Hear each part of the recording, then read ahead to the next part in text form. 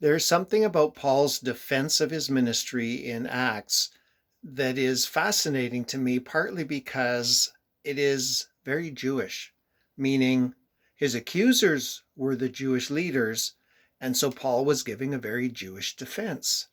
And what stood out today is that he said that he was on trial because of my hope in the promise made by God to our fathers. Paul was saying in his defense that he was on trial for believing the promises of God, particularly promises that were made to the Jewish people.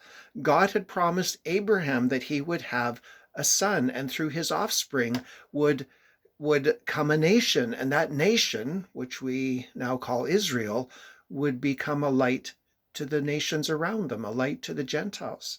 Well, when Jesus came, he fulfilled the promise to Abraham. That meant that the Jews, who were angry and upset with Paul, should have understood what Paul was talking about, that Jesus of Nazareth was the fulfillment of the promise to Abraham. That really encouraged me today, folks, because those of us who believe in Jesus Christ do so in large part because of all the promises of God that were fulfilled in Jesus Christ. We know that Jesus is coming again. All the promises of God about the second coming will be fulfilled, just as all the promises of God about the first coming. The encouragement and challenge is trust the promises of God. Look at all the ones fulfilled, and then wait for the ones that are coming, but realize Jesus' second coming is going to be in judgment.